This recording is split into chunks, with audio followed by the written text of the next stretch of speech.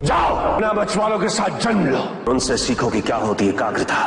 तांत्रिक परंपरा एक बहुत ही जटिल और अत्यंत गुण ज्ञान से उत्पन्न हुआ है पार्वती। इसका संसार अत्यंत विचित्र और विशिष्ट भी है। इसका जीवन दर्शन अनूठा है और इसके अपने नियमावली और विधि विधान होते हैं। इस ज्ञान और विचारधारा के अनुयायियों के लिए अत्यंत आवश्यक है कि वो इसकी नियमावली और आचार संहिता का अनुसरण करें। ये विद्या कई रीतियों और पद्धतियों का सम्मिश्रण है। इस ज्ञान को प्रबुद्ध करने के पश्चात इसके अनुयायी कोई भी अविस्मरणीय कार्य कर सकते हैं। इस ज्ञान की प्राप्ति हेतु तुम्हें मुझे अपने गुरु के रूप में स्वीकार करना होगा। मुझे गुरु के रूप में स्वीकार करने के पश्चात पति पत्नी के सारे अधिकार स्थगित कर दिए जाएंगे। क्या तुम्हें स्वीकार है? हमें स्वीकार है।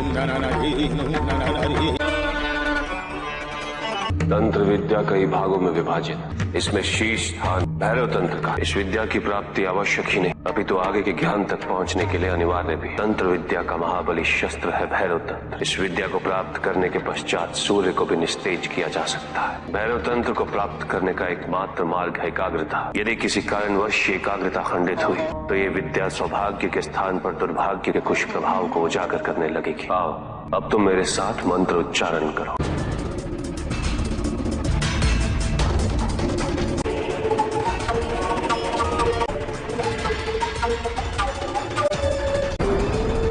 अब मैं तुम्हें भैरव तंत्र के मूल तत्व का ज्ञान देता हूँ। इसे शतक्रम के नाम से भी जाना जाता है और ये शतक्रम हमारे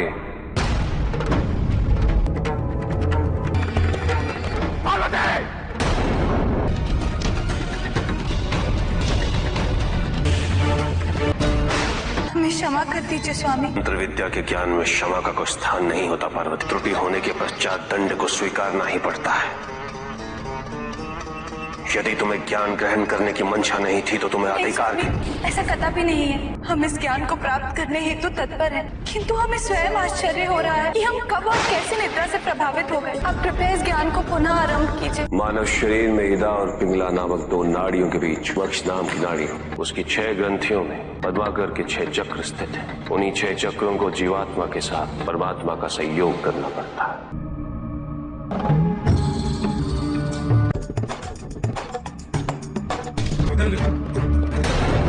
और इसके पश्चात पार्वती इतने अथक प्रयास और विस्तार से समझाने के पश्चात भी तुमने अपनी एकाग्रता भंग कर दी। तुम्हारी एकाग्रता अब इस विद्या के लिए पर्याप्त नहीं है। जाओ अपना बचवालों के साथ जन्म लो, उनसे सीखो कि क्या होती है एकाग्रता।